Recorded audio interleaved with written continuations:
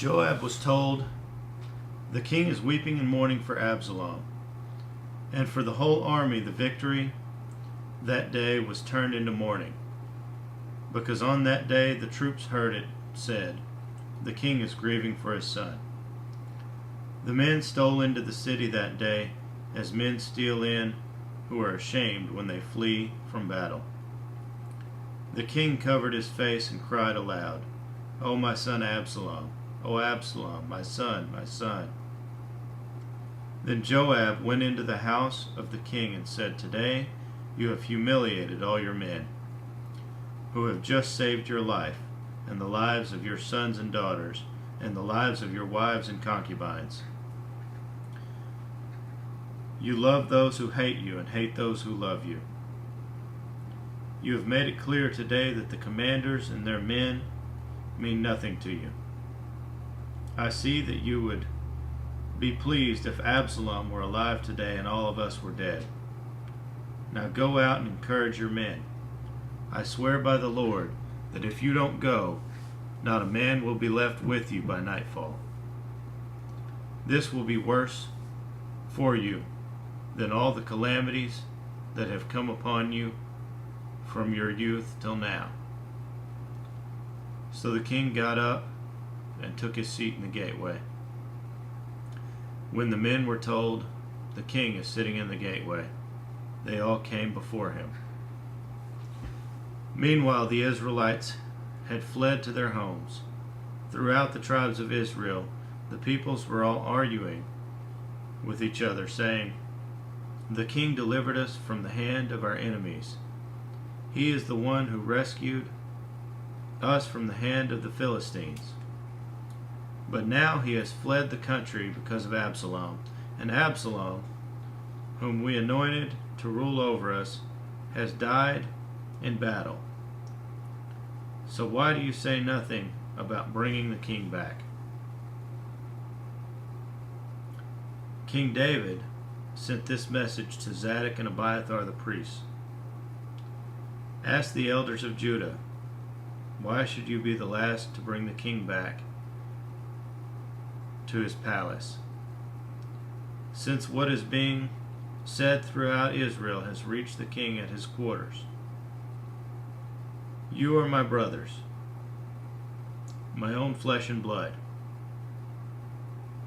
So why should you be the last to bring back the king? And say to Amasa, are you not my own flesh and blood? May God deal with me, be it ever so severely, if from now on you are not the commander of my army in place of Joab." He won over the hearts of all the men of Judah, as though there were one man. They sent word to the king, "Return you and all your men." Then the king returned and went as far as the Jordan. Now the men of Judah had come to Gilgal to go out and meet the king and bring him across the Jordan.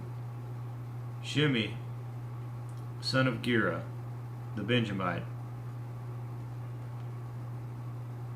from Bahurim, hurried down with the men of Judah to meet King David.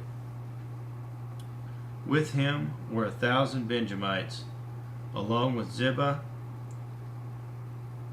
the steward of Saul's household,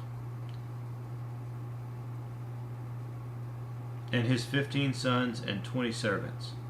They rushed to the Jordan where the king was.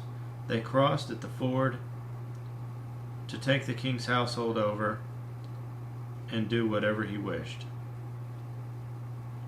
When Shimei, son of Gera, crossed the Jordan, he fell prostrate before the king and said to him, "May my lord not hold me guilty. Do not remember what your servant did wrong on the day of my lord the king left Jerusalem. May the king put it out of his mind. For I, your servant, know that I have sinned, but today I have come here as the first of the whole house of Joseph to come down and meet my lord the king." Then Abishai, son of Zeruiah, said, "Shouldn't Shimei be put to death for this? He cursed the Lord's anointed." David replied,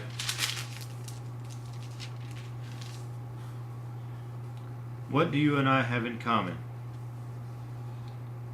you sons of Zeruiah? This day you have become my adversaries. Should anyone be put to death in Israel today? Do I not know that today I am king over Israel?" So the king said to Shimei, "You shall not die." And the king promised him on oath. Mephibosheth, Saul's grandson, also went down to meet the king. He had not taken care of his feet and trimmed his mustache, or washed his clothes from the day the king left until the day he returned safely. When he came from Jerusalem to meet the king asked him, "Why didn't you go with me, Mephibosheth?" He said, "My lord the king, since I your servant am lame, I said, I will have my donkey saddled and will ride on it so I can go with the king. But Ziba my servant betrayed me, and he has slandered your servant to my lord the king. My lord the king is like an angel of God, so do whatever pleases you. All my grandfather's descendants deserve nothing but death from my lord the king. But you gave your servant a place among those who eat at your table. So what right do I have to make any more appeals to the king?" The king said to him, "Why say more? I order you and Ziba to divide the fields." Mephibosheth said to the king, "Let him take everything, now that my lord the king has arrived home safely." Barzillai the Gileadite also came down from Rogelim to cross the Jordan with the king and to send him on his way from there. Now Barzillai was a very old man, 80 years of age. He had provided for the king during his stay in Mahanaim, for he was a very wealthy man. The king said to Barzillai, "Cross over with me and stay with me in Jerusalem, and I will provide for you." But Barzillai answered the king, "How many more years will I live, that I should go up to Jerusalem with the king? I am now 80 years old. Can I tell the difference between what is good and what is not? Can your servant taste what he eats or drinks? Can I still hear the voices of men and women singers? Why should your servant be an added burden to my lord the king? Your servant will cross over the Jordan with the king for a short distance. But why should the king reward me in this way? Let your servant return, that I may die in my own town, near the tomb of my father and mother. But here is your servant Kimham. Let him cross over with my lord the king. Do for him whatever pleases you." The king said, "Kimham shall cross over with me, and I will do for him whatever pleases you.